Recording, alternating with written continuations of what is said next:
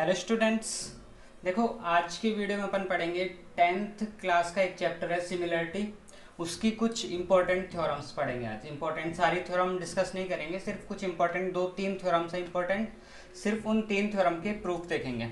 देखो, एक थ्योरम है आपके पास बीपीटी, एक इसका नाम बीपीटी भी है, बेसिक प्रोपोर्शनली थ्योरम। एक इसका नाम है थेल्स थ्योरम, ये भी ध्यान रखना है। और अगर इसकी स्टेटमेंट की बात करें तो इसका स्टेटमेंट क्या है? If a line is drawn parallel to one side of a triangle, parallel main चीज, parallel to one side of a triangle intersect the other two side, एक साइड के पैरेलल बना रहे हो और अदर टू साइड को intersect कर रहा है, तो क्या होता है? Then divides the two side in same ratio. तो वो जो लाइन इंटरसेक्ट कर रही है दो साइड्स को, उनको इक्वल रेशो में डिवाइड करती है, ये प्रूव करना है अपन को। ठीक है, तो ये अपना चैप्टर है सिमिलरिटी। तो फर्स्ट ऑफ ऑल सिमिलरिटी के बेसिक्स की अगर बात करें तो वो आपको पता होंगे। बाकी अगर मैं इस पूरी डिटेल डालता हूँ तो 30 को एग्जाम है, तो वो पॉसिबल भी नहीं है, इसलिए अभी सिर्फ इंपॉर्टेंट चीज़ें डाल रहा हूँ मैं। ठीक है, अगर सिमिलरिटी की बात करें तो जैसे आपने पढ़ी थी कॉन्ग्रुएंसी 9th क्लास में, सेम चीज है सिमिलरिटी। कॉन्ग्रुएंसी में आप एंगल्स को इक्वल बताते थे और साइड को इक्वल बताते थे। सिमिलरिटी में एंगल्स को तो इक्वल बताते हैं बट साइड को इक्वल रेशो में बताते हैं। सिर्फ इतना सा इफेक्ट है। ठीक है, तो देखो प्रूव करते हैं अपन थ्योरम बीपीटी, थेल्स थ्योरम और अदरवाइज इसका स्टेटमेंट। तो एग्जाम में क्वेश्चन किस तरीके से पूछ सकता है? या तो स्टेटमेंट लिखा हुआ मिल जाएगा, या फिर क्वेश्चन आएगा state and prove BPT, state and prove BPT. अगर इस टाइप से क्वेश्चन आता है तो ये जो स्टेटमेंट है ये भी आपको खुद को लिखना पड़ेगा, स्टेट एंड प्रूव। स्टेट मतलब स्टेटमेंट क्या होता है। ठीक है, सेम ये क्वेश्चन ऐसे भी आ सकता है, state and prove Thales theorem.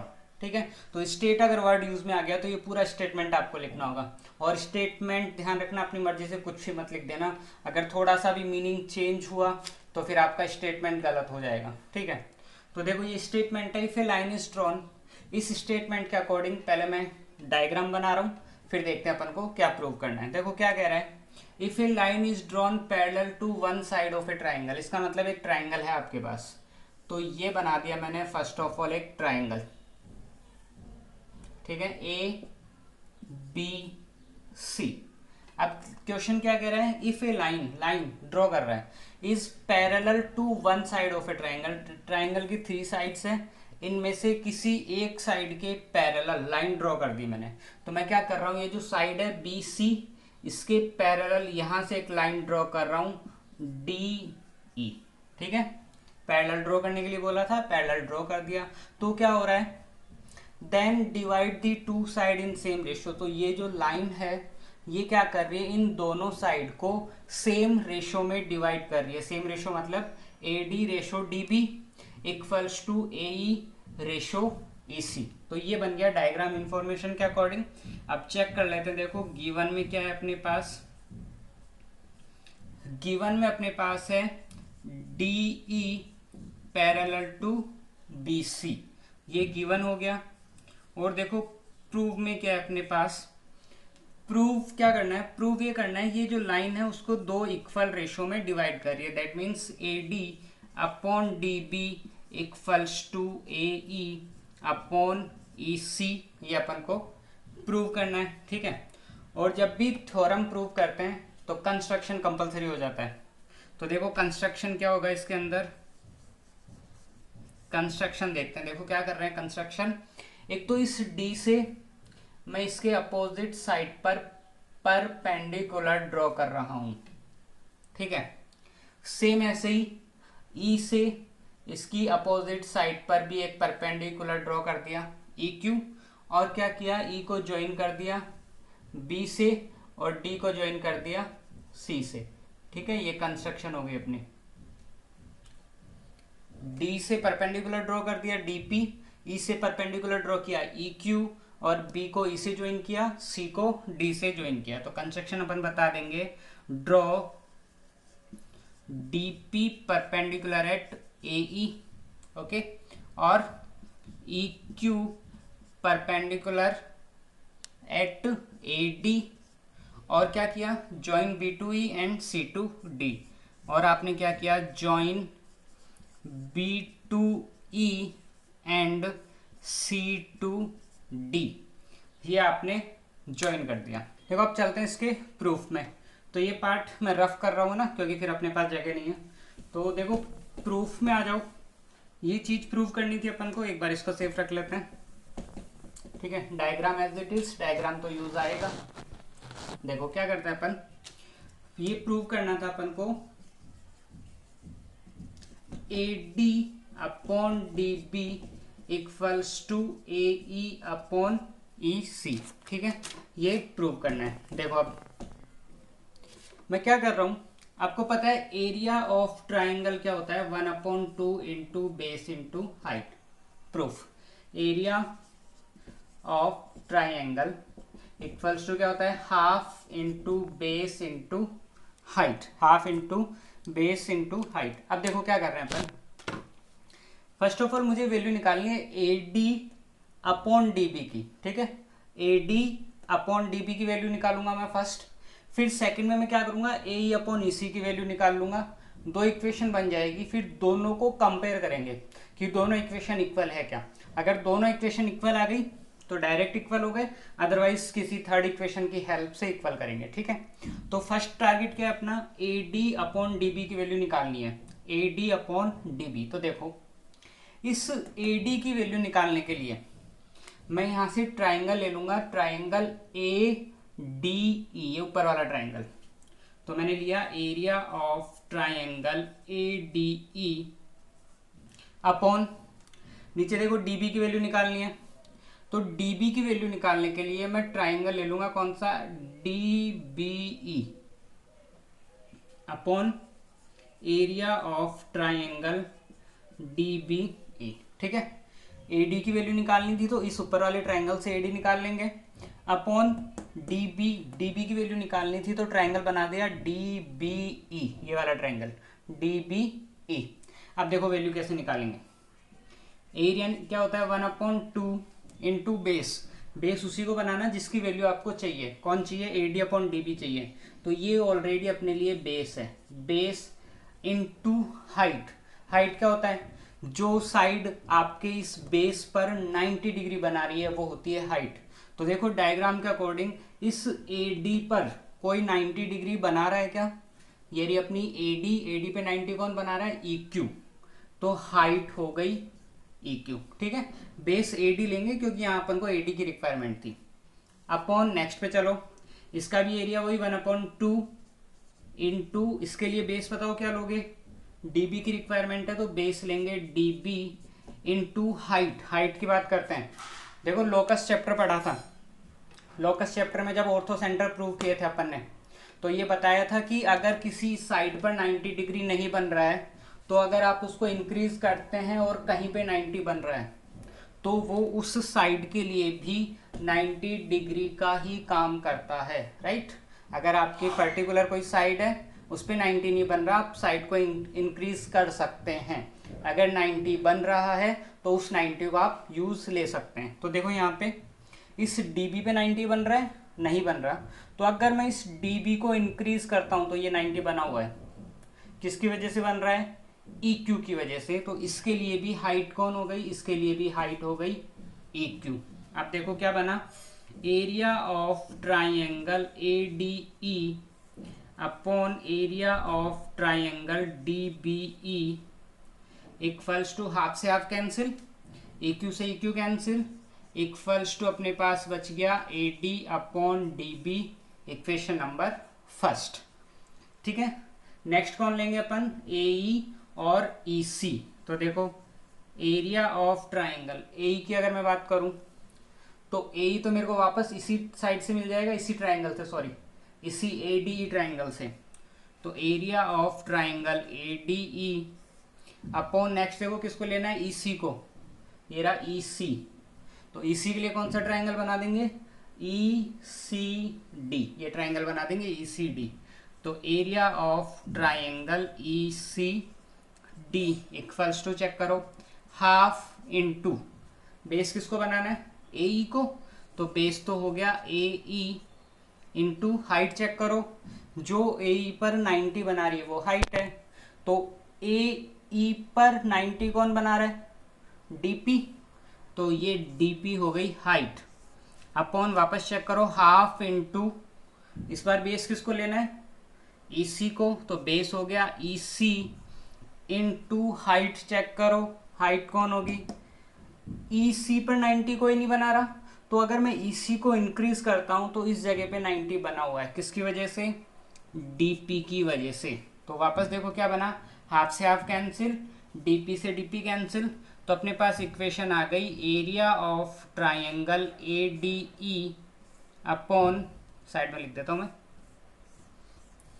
तो यहां से अपने पास इक्वेशन आ गई area of triangle ADE upon area of triangle ECD equals to AE upon EC, equation number second. ठीक है, ये आ गया आपकी इक्वेशन नंबर फर्स्ट और ये हो गई इक्वेशन नंबर सेकंड। अब देखो क्या कर रहे हैं अपन, दोनों इक्वेशन को कंपेयर कर लेते हैं, equation number first and equation number second को चेक करो, दोनों वैल्यू इक्वल आ रही है क्या, AE अपॉन EC की वैल्यू में है ADE और ECD, और अगर AD अपॉन DB की बात करते हैं तो AD और DB है, मतलब न्यूमरेटर तो दोनों का सेम आ रहा है बट दोनों का डिनोमिनेटर डिफरेंट आ रहा है। तो अपन क्या करेंगे, इस डिनोमिनेटर को सॉल्व करने की कोशिश करेंगे। देखो डिनोमिनेटर में यहाँ तो है एरिया ऑफ ट्राइंगल DBE और इधर कौन है, एरिया ऑफ ट्राइंगल ECD। ठीक है, अगर दोनों की ये वैल्यू इक्वल हो जाए तो क्या होगा, न्यूमरेटर पहले से इक्वल थे, डिनोमिनेटर यहाँ से इक्वल हो गए, दैट मीन्स ये पूरी वैल्यू अपने इक्वल आ जाएगी। तो मैं क्या करूँगा, इन दोनों को इक्वल बता दूंगा, इक्वेशन नंबर थर्ड। अब जबरदस्ती नहीं बता रहे, इसका रीज़न है, देखो दोनों इक्वल क्यों हैं, 9th क्लास में क्वाड्रिलेटर वाला जो चैप्टर पढ़ा था उसमें कॉन्सेप्ट पढ़ा था कि अगर कोई भी दो ट्राइंगल बन रहे हैं, सेम पैरेलल लाइन के बीच में बन रहे हैं और उनका बेस सेम है तो उनका एरिया भी सेम होता है। यानी दो ट्राइंगल अगर दोनों का बेस सेम है और दोनों सेम पैरेलल लाइन के बीच में बने हुए हैं तो उनका एरिया इक्वल होता है। तो देखो यहाँ से चेक करो, DBE और ECD, ये रहा DBE और ये रहा ECD, देखो दोनों का बेस सेम है, एक तरीके से दोनों D पर बने हुए, ये रहा DEB और ये रहा DEC, बेस सेम है और दोनों देखो सेम पैरेलल लाइन के बीच में बने हुए हैं, बेस सेम है और सेम पैरेलल लाइन के बीच में बन रहे हैं, इसका मतलब ये हुआ इनका एरिया इक्वल होगा। तो अपन बता देंगे on common base DE and between same parallel line, कौन कौन सी पैरेलल लाइन है, DE एंड BC, इस वजह से इन दोनों का एरिया भी इक्वल हो जाएगा। अब देखो equation first second third, numerator पहले से इक्वल थे, डिनोमिनेटर को अपन ने इक्वेशन नंबर थर्ड में यूज में ले लिया, दैट मीन्स क्या हो गया, ये जो वैल्यूज होगी ये भी क्या हो जाएगी, इक्वल हो जाएगी। तो यहाँ बता देंगे from equation first second and third, क्या इक्वेशन आ गई अपने पास, AD upon DB equals to AE upon EC, hence proved. ये कंप्लीट हो गई आपकी BPT, सिंपल सी थ्योरम थी। ठीक है, फर्स्ट थ्योरम कंप्लीट है BPT। ओके, देखो नेक्स्ट इंपॉर्टेंट थ्योरम अपने पास पाइथागोरस थ्योरम या फिर बोधायन थ्योरम, नाम ध्यान रखना है, पाइथागोरस या फिर बोधायन। और स्टेटमेंट की अगर बात करें तो स्टेटमेंट क्या है, in a right angle triangle square of longest side is equal to the sum of square of other two side. ठीक है, तो स्टेटमेंट ये रहा। और क्वेश्चन में एग्जाम में अगर ये क्वेश्चन बनता है तो किस तरीके से पूछेगा, या तो वो बोल देगा state and prove Pythagoras theorem, तो स्टेट का मतलब स्टेटमेंट ये पूरा लिखेंगे, या फिर क्या बोलेगा state and prove Baudhayana theorem, Baudhayana भी यही है, या फिर स्टेटमेंट ही लिख कर दे देगा आपको। ठीक है, तो देखो करते हैं अपन इसको सॉल्व। फर्स्ट ऑफ ऑल इसके अकॉर्डिंग डायग्राम बना लेते हैं। इन ए राइट एंगल ट्राइंगल, तो एक राइट एंगल ट्राइंगल बनेगा यहाँ पे, तो ये हो गया आपके लिए राइट एंगल ट्राइंगल। ठीक है, ABC, ये हो गया राइट एंगल ट्राइंगल। अब देखो क्या कह रहा है, स्क्वायर ऑफ लॉन्गेस्ट साइड। तो फर्स्ट ऑफ ऑल चेक कर लेते हैं गिवन में क्या इंफॉर्मेशन अपने पास। गिवन में जो इंफॉर्मेशन है वो अपने पास ये है that A B C is right angled triangle. A B C is right angled triangle, ये गिवन है। और प्रूव क्या करना है, sum of square of longest side. तो जो भी राइट एंगल ट्राइंगल होता है, एक मिनट इसमें पहले ये भी बता दो कि राइट एंगल कहाँ बना हुआ है, बी पर बना हुआ है। So angle B equals to 90 degree. अब आते हैं अपन प्रूव क्या करना है। प्रूव अपन को करना है लॉन्गेस्ट साइड का स्क्वायर। लॉन्गेस्ट साइड हमेशा ध्यान रखना 90 के सामने वाली साइड सबसे बड़ी साइड होती है, 90 के सामने। तो 90 के सामने कौन है, AC। तो AC स्क्वायर इक्वल्स टू किसके इक्वल है, sum of square of remaining two side. तो रिमेनिंग टू साइड कौन है, AB एंड BC, इनके स्क्वायर के सम के इक्वल है। तो ये हो गया अपने पास AB स्क्वायर और BC स्क्वायर, इन दोनों के स्क्वायर के सम के इक्वल है। ये अपन को प्रूव करना है। अब देखो कंस्ट्रक्शन क्या करेंगे। कंस्ट्रक्शन आपको ये करनी है कि जिस जगह आपने 90 डिग्री बना रखा है उस वर्टेक्स से उसकी अपोजिट साइड पर परपेंडिकुलर ड्रॉ कर दो, यानी कि 90 डिग्री बना देंगे अपन इधर। ये जो B था एंगल, यहाँ से क्या किया 90 डिग्री मैंने परपेंडिकुलर ड्रॉ कर दिया। तो बात बराबर है, दोनों तरफ 90 का वर्क करेगा वो। तो कंस्ट्रक्शन में अपन ने लिखा draw BP perpendicular eight AC। ठीक है, क्या ड्रॉ कर दिया, BP परपेंडिकुलर एट AC। अब आ जाते हैं अपन प्रूफ में। देखो सिमिलर जब ट्राइंगल होते हैं तो उनकी कॉरेस्पॉन्डिंग साइड्स इक्वल रेशो में होती है, कॉरेस्पॉन्डिंग एंगल्स इक्वल होते हैं।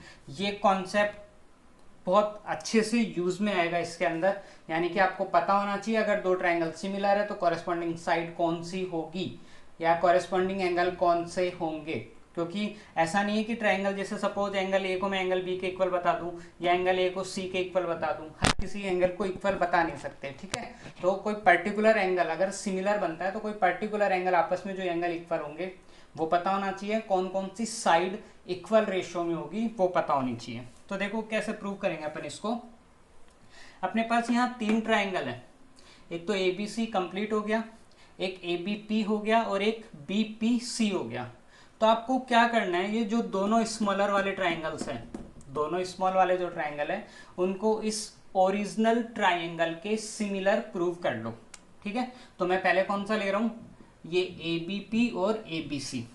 तो मैंने लिया triangle ABP and triangle ABC। ठीक है, ABP और पूरा ABC। तो देखो यहाँ से क्या इन्फॉर्मेशन मिलेगी अपन को, पहले सिमिलर करो इनको। तो अगर मैं ABP और ABP एंड ABC की बात करूँ तो एंगल A तो दोनों में आ रहा है, तो एंगल A तो हो गया अपने पास common, angle A equals to angle A हो गया कॉमन। ठीक है, दूसरी बात करें तो ये जो ट्राइंगल है ABP, इस ABP में एंगल P 90 डिग्री बना रहा है।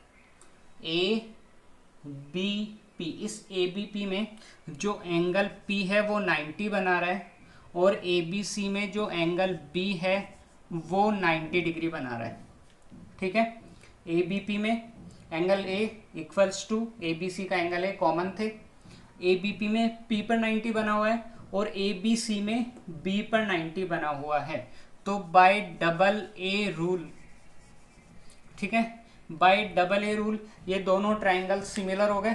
ठीक है, तो मैं ऊपर वाला पार्ट एक बार रफ कर रहा हूँ, जो प्रूव करना है उसको साइड में लिख लेते हैं अपन। प्रूव ये करना था अपन को AC square equals to AB square plus BC square, ये प्रूव करना था।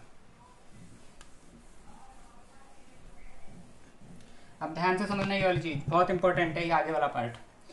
अब ABP और ABC दोनों सिमिलर हो गए, तो ध्यान रखना ऐसे अपनी मर्जी से मत लिख देना ABP सिमिलर ABC, ये जो नेमिंग आता है यहाँ तो आप कुछ भी लिख दो, स्टार्टिंग में कोई प्रॉब्लम नहीं है, क्योंकि अभी अपन ने सिमिलर प्रूव नहीं किया है, सिर्फ बता रहे हैं कि इन दोनों ट्राइंगल को कंपेयर कर रहे हैं।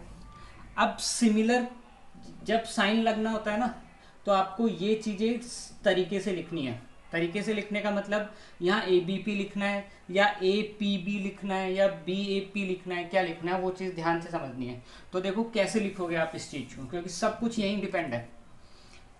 यहाँ सबसे पहले कौन सा ट्रायंगल लिया, जब ए बी पी ट्रायंगल की बात हो रही है तो सबसे पहले एंगल ए यूज़ में लिया है, फिर एंगल पी यूज़ में लिया है, फिर इधर से कौन बच गया, बी बच गया।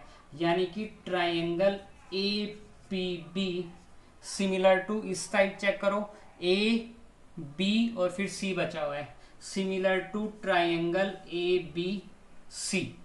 ये चीज़ें बहुत इंपॉर्टेंट है, ये बहुत इंपॉर्टेंट है, क्योंकि अगर ये क्लियर है तो आगे वाला तो फटाफट हो जाएगा, फिर आगे वाला जो नेक्स्ट पार्ट बच रहा है वो भी इजीली सॉल्व हो जाएगा। ध्यान से देखना एक बार वापस क्या लिखा है अपन ने। इस ट्राइंगल को जब मैं सिमिलर प्रूव कर रहा था तो मैंने इस ट्राइंगल में सबसे पहले एंगल ए काम में लिया था, तो मैंने पहले यहाँ ए लिखा है। फिर सेकंड पे मैंने एंगल पी यूज़ में लिया था, इसलिए मैंने सेकंड पे पी लिखा है। थर्ड पे ये बी बच गया जो अभी काम में नहीं आया, तो थर्ड पे मैंने बी लिख दिया। और फिर जब इधर ले रहा था तो मैंने इधर सबसे पहले एंगल ए यूज़ में लिया है, तो उधर भी ए लिखा सबसे पहले। फिर मैंने यहाँ बी यूज़ में लिया सेकंड नंबर पे, तो सेकंड पे मैंने बी लिखा है। फिर यहाँ से सी अभी तक यूज़ में नहीं आया, तो थर्ड पर मैंने सी लिख दिया। ठीक है, तो बाय डबल ए रूल ये दोनों ट्राइंगल सिमिलर हो गए। अब अगर ये दोनों ट्राइंगल सिमिलर है तो कॉरेस्पॉन्डिंग साइड्स इक्वल रेशो में होती है। अब कॉरेस्पॉन्डिंग साइड इक्वल रेशो में कैसे बनाना है, देखो यहाँ से मैं सबसे पहले साइड ले रहा हूँ ए पी, यानी कि स्टार्टिंग की दो साइड, तो उधर से भी मुझे कौन सी लेनी होगी, स्टार्टिंग की दो, तो A P upon A B equals to, देखो फिर मैं क्या ले रहा हूँ यहाँ से पी बी ले लेता हूँ, तो इधर से कौन सी साइड आ जाएगी, बी सी, तो ये आ गया P B upon B C equals to, इधर मैं ले लेता हूँ फर्स्ट और लास्ट यानी कि ए बी, तो इधर से कौन सी आ जाएगी फर्स्ट और लास्ट मतलब कि ए सी। क्लियर है यहाँ तक। इसके अकॉर्डिंग फर्स्ट दोनों A P upon A B, फिर P B upon B C, फिर A B upon A C. अब देखो क्या करना है आपको, यहाँ देखो 1 2 3 तीनों साइड्स आ गए अपने पास, लेकिन किसी दो की हेल्प से इक्वेशन बनेगी, किसी भी दो की हेल्प से। तो देखो वो दो कौन कौन सी होगी, ध्यान से समझना। मुझे ट्राइंगल के अंदर अगर कोई साइड बन रही है तो उससे कोई काम नहीं है। अंदर का मतलब कौन सी बनी हुई है अंदर, पी बी, यानी मेरे को पी बी से कोई काम नहीं है। तो देखो ये रहा पी बी, तो ये पूरा पार्ट हो गया कैंसिल। तो अपन यहाँ से क्या लिख सकते हैं, A P upon A B equals to A B upon A C. समझ में आया। ये पार्ट पी बी जो था वो ट्राइंगल के अंदर बना हुआ है, और ट्राइंगल के अंदर वाले पार्ट से आपको कोई काम नहीं है। तो ये हो गया A P upon A B equals to A B upon A C. अब अगर मैं इसको सॉल्व करता हूँ तो देखो क्या इक्वेशन बन के आ गई, A B square equals to A P dot A C या ए पी इंटू ए सी। ये हो गई अपनी इक्वेशन नंबर फर्स्ट। ठीक है, इक्वेशन नंबर फर्स्ट आ गई अपने पास, A B square equals to A P into A C. ठीक है, ये हो गई फर्स्ट इक्वेशन। अब सेकंड इक्वेशन के लिए क्या करना है, सेम इस ट्राइंगल को और इस पूरे को सिमिलर लिया था, अब इस छोटे नीचे वाले ट्राइंगल को और इस पूरे को सिमिलर ले लो। यानी कि अब मैं क्या ले रहा हूँ, triangle A B C and triangle नीचे से कौन आ गया, बी पी सी। ठीक है, A B C complete and B P C. Check करो, देखो दोनों में एंगल सी कॉमन आ रहा है, angle C equals to angle C common. और देखो ए बी सी में जो एंगल बी है वो 90 बन रहा है, और बी पी सी में एंगल पी जो है वो 90 बन रहा है। ठीक है, ए बी सी और पी बी सी, सी कॉमन दोनों में आ रहा है सी, और इस ए बी सी में ये बी 90 बना रहा था और बी पी सी में ये पी 90 बना रहा है। तो बाय डबल ए रूल दोनों ट्राइंगल सिमिलर हो गए। इक्वेशन फर्स्ट अभी आगे काम में आ जाएगी। तो बाय डबल ए रूल दोनों ट्राइंगल अगर सिमिलर है तो वापस चेक करो किस तरीके से लिखोगे। यहाँ पर लिखेंगे C B A, triangle C B A similar to triangle C P, और इधर से कौन बच गया, B, similarly to triangle C P B. समझ में आ गया?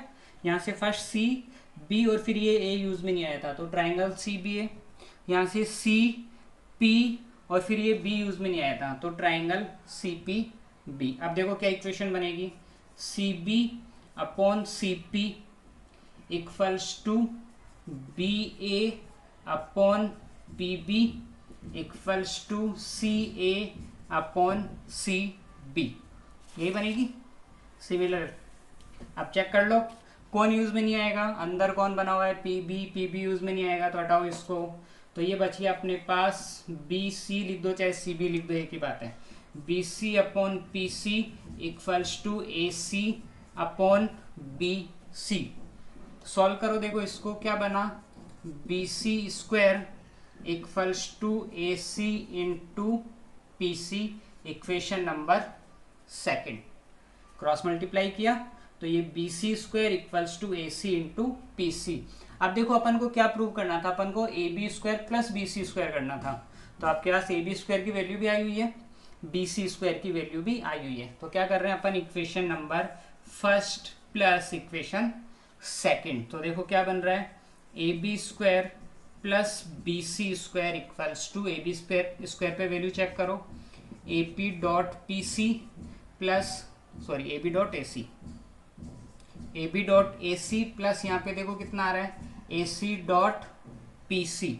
तो ये हो गया अपने पास A B square plus B C square equals to, देखो दोनों में ए सी कॉमन, ए सी कॉमन तो अपने पास बच गया यहाँ से ए पी और यहाँ से C P.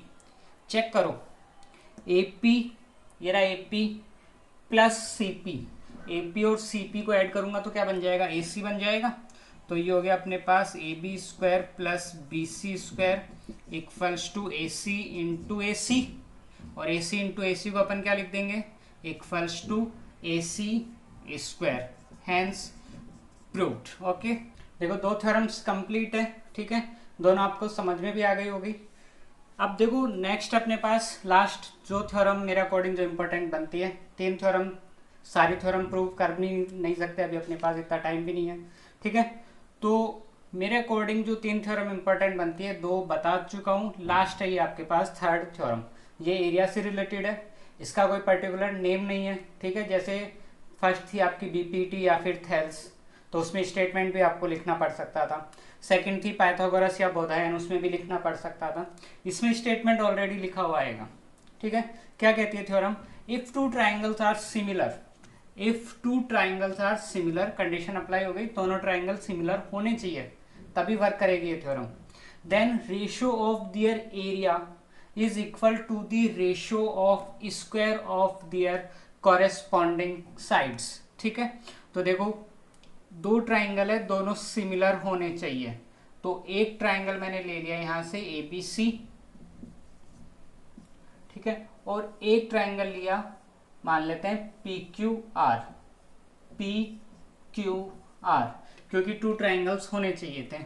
If two triangles are similar, इसका मतलब देखो गिवन में क्या हो गया अपने पास, गिवन है आपके पास triangle A B C similar to triangle P Q R, दोनों ट्राइंगल सिमिलर है, ये गिवन है। तो देखो प्रूव क्या करना है, प्रूव करना है रेशो ऑफ देयर एरिया, इनका एरिया का रेशो, मतलब area of triangle A B C upon area of triangle P Q R. Ratio of their area is equals to ratio of square of their corresponding side. Corresponding side पिछले में बताया था, यानी अगर यहाँ से मैं ए बी लेता हूँ तो यहाँ से कौन हो जाएगा, पी क्यू, यहाँ से बी सी लेता हूँ तो यहाँ से क्यू आर, और यहाँ से ए सी लेता हूँ तो यहाँ से क्या हो जाएगा, पी आर। उनके स्क्वायर के इक्वल होता है, यानी कि ये जो वैल्यू है वो किसके इक्वल हो जाएगी, या तो A B upon P Q square के, या फिर B C upon Q R square, या तो A B upon P Q, या B C upon Q R, या फिर किसके इक्वल हो सकती है, A C upon P R square. इसमें से किसी के भी इक्वल इसका जो आंसर है वो आ सकता है। ठीक है, अब आ जाते हैं अपन इसमें कंस्ट्रक्शन पे। देखो कंस्ट्रक्शन क्या कर रहे हैं, दोनों ही ट्राइंगल के अंदर एक परपेंडिकुलर ड्रॉ कर देते हैं।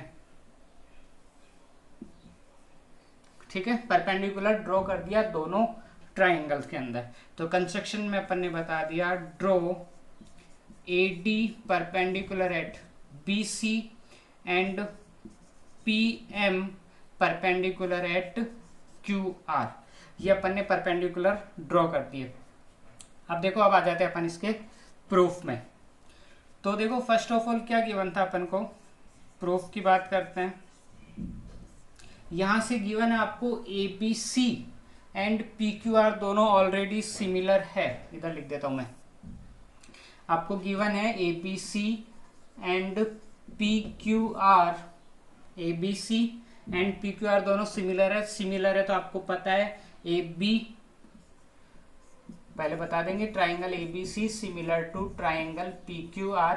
अगर ये सिमिलर है तो आपको पता है AB अपॉन PQ किसके इक्वल होगा, BC अपॉन QR और AC अपॉन PR के इक्वल होंगे, क्योंकि ऑलरेडी सिमिलर है तो जो कॉरेस्पॉन्डिंग साइड होती है वो इक्वल रेशो में होती है। इसके अलावा क्या पता है, इसका एंगल A इसके एंगल P के इक्वल होगा, इसका एंगल B इसके एंगल किसके इक्वल होगा, Q के, और इसका जो एंगल C है वो इसके एंगल R के इक्वल होगा। ये अपन को पता है क्योंकि वो दोनों क्या थे, सिमिलर थे। तो देखो अब अपन को फाइंड क्या करना है, एरिया का रेशो फाइंड करना है। ठीक है, ये दोनों जो ट्राइंगल्स है दोनों के एरिया का रेशो फाइंड करना है। ये चीज अपन को प्रूव करनी है, इसको मैं अभी साइड में लिख दूंगा। तो अपन को पहले से ये चीजें पता है, तो दोनों ट्राइंगल्स पे आ जाओ। जो जो ट्राइंगल अपन को जिनका एरिया रेशो में प्रूव करना है, तो देखो मुझे क्या प्रूव करना है, मुझे ये प्रूव करना है area of triangle ABC upon area of triangle PQR equals to AB upon PQ square, या फिर BC अपॉन QR स्क्वायर, या फिर AC अपॉन PR स्क्वायर। इनमें से कुछ भी आंसर आ सकता है। तो इसको एक बार के लिए इक्वेशन फर्स्ट बना देते हैं। तो देखो दोनों का एरिया निकालना है, तो मैं क्या कर रहा हूँ, दोनों का एरिया अपॉन में ले रहा हूँ। Area of triangle ABC upon area of triangle PQR equals to, देखो क्या होगा, ABC का एरिया क्या हो गया, half into base into height. तो ABC में बेस कौन है, बेस हो गया BC इंटू हाइट कौन है, हाइट हो गई AD, क्योंकि जो 90 डिग्री बनाता है वो हाइट होता है, और 90 डिग्री जिस साइड पर बन रही होती है वो बेस होती है।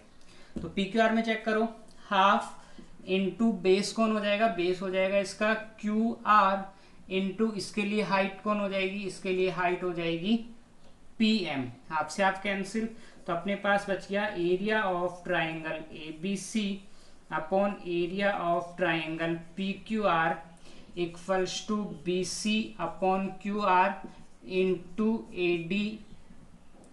AD upon PM। ठीक है, ये बच गया, इसको छोड़ दो यहीं तक, क्योंकि इसके आगे अभी इसका सॉल्यूशन पॉसिबल नहीं है। अब देखो मैं क्या कर रहा हूँ, दोनों में सेम साइड के ट्राइंगल्स ले रहा हूँ। या तो दोनों में इधर वाले ट्राइंगल्स ले लो, या दोनों के उधर वाले ट्राइंगल ले लो और उनको सिमिलर कर लो। सिमिलर करने से देखो क्या प्रॉफिट होगा, मुझे कौन चाहिए यहाँ पे, BC अपॉन QR। देखो इन तीनों में से कुछ भी आ सकता था, तो इन तीनों में से अपने पास BC अपॉन QR आ गया। तो बट मुझे BC अपॉन QR नहीं चाहिए, मुझे BC अपॉन QR का स्क्वायर चाहिए, राइट। यहाँ BC अपॉन QR अकेला आया हुआ है और अपन को इसका स्क्वायर चाहिए। अब देखो इसका छोटा सा मतलब ये हुआ कि AD अपॉन PM की वैल्यू भी BC अपॉन QR हो सकती है, यानी अगर इसकी जगह भी BC अपॉन QR आ गया तो दोनों मल्टीप्लाई होके स्क्वायर बना देंगे, और अपन को स्क्वायर ही चाहिए। तो मैं क्या कर रहा हूँ, ये दोनों ट्राइंगल्स को सिमिलर प्रूव कर रहा हूँ। कौन कौन सा triangle, triangle ABD and triangle PQM। ABD and PQM को मैं सिमिलर प्रूव कर रहा हूँ। तो देखो यहाँ से क्या क्या इन्फॉर्मेशन है, आपको पता है इसका एंगल B और इसका एंगल Q दोनों इक्वल है। ये रहा angle B equals to angle Q, कैसे पता लगा, गिवन से। और इसमें डी और उसमें एम क्या कर रहे हैं, 90 डिग्री बना रहे हैं, एंगल एम, ये दोनों भी इक्वल है। तो by double A rule, by double A rule triangle कौन सा हो गया, देखो B D A similar to triangle Q M P, ठीक है, B D A similar to triangle Q M P, ये दोनों सिमिलर हो गए। अब अगर ये दोनों सिमिलर है तो यहां से देखो क्या रेशो बना सकते हैं अपन, यहां से अपन रेशो बना सकते हैं, देखो B D upon Q M, B D upon Q M equals to D A लिख दो चाहे ए डी लिख दो, एक ही बात है, D A upon A D upon P M equals to A B upon P Q, equation number third. अब देखो जो जो इक्वेशंस अपने पास बची हुई है बस उन्होंने इक्वेशंस को अपन यूज में ले लेते हैं, फिर देखना सारे आंसर अपने सामने हैं। इक्वेशन नंबर देखो फर्स्ट और थर्ड, अगर मैं इन दोनों को कंपेयर करूं, तीन इक्वेशन है, फर्स्ट सेकंड थर्ड, फर्स्ट और थर्ड को कंपेयर करेंगे तो एक इक्वेशन मिलेगी, उसको फोर्थ बता देंगे, फोर्थ और सेकंड दोनों को कंपेयर करेंगे तो अपना आंसर आ जाएगा। तो देखो इक्वेशन नंबर फर्स्ट पे क्या है, A B upon P Q किस किस के इक्वल है, B C upon Q R और A C upon P R. Same equation number third में भी यही है, A B upon P Q equals to this, यहाँ A B upon P Q इनके इक्वल है, यहाँ से A B upon P Q इन दोनों के इक्वल है। इसका मतलब क्या हुआ, ये सारी की सारी वैल्यूज इक्वल हो गई ना, A B upon P Q इसमें भी common, A B upon P Q इसमें भी कॉमन, यानी इस एक वैल्यू की वजह से सारी वैल्यू आपस में इक्वल हो गई। तो मैं क्या लिख सकता हूं, from equation first and third क्या इंफॉर्मेशन मिली अपन को, A B upon P Q equals to B C upon Q R equals to A C upon P R equals to B D upon Q M equals to A D upon P M, equation number fourth. समझ में आया, इसकी वजह से ये सारी value equal हो गई। अब देखो फोर्थ और सेकंड को काम में ले लो, अगर फोर्थ और सेकंड को काम में लेता हूं तो ये रहा A D upon P M, इस A D upon P M को हटा के मैं इनमें से कोई भी वैल्यू पुट कर सकता हूं, बट मुझे चाहिए B C upon Q R का स्क्वायर। इसका मतलब A D upon P M को हटा के मैं यहाँ से B C upon Q R यहाँ से पुट कर सकता हूँ। तो अपना क्या बन गया answer, area of triangle A B C upon area of triangle P Q R equals to B C upon Q R into B C upon Q R. तो B C square upon Q R square बन जाएगा। तो इन तीनों में से कोई भी एक वैल्यू आ जानी चाहिए थी, तो वो अपने पास आया हुआ है। और उसके अलावा ये सारी की सारी वैल्यूज इक्वल है, तो मैं यहाँ पे डायरेक्ट क्या लिख सकता हूँ, पहले तो देखो क्या बन गया, equation number second and fourth, from equation second and fourth क्या मिल गया अपन को, area of triangle A B C upon area of triangle P Q R equals to B C upon Q R का स्क्वायर। और B C upon Q R किसके equal है, इन दोनों के इक्वल है। तो अपन यहाँ इक्वल में ये भी लगा सकते हैं, A B upon P Q, यहाँ पे नहीं लास्ट में, जब B C upon Q R square prove हो जाए तो उसके आने इक्वल में आप ये पूरा का पूरा स्टेटमेंट लिख सकते हैं। Reason B C upon Q R इन दोनों के इक्वल है। ठीक है, तो ये कंप्लीट हो गई तीन थ्योरम्स जो इंपॉर्टेंट बनती थी, पाइथागोरस, बीपीटी और ये कि एरिया से रिलेटेड। ठीक है, अगर वीडियो पसंद आया तो प्लीज लाइक करें, शेयर करें एंड सब्सक्राइब करें। Okay, thank you.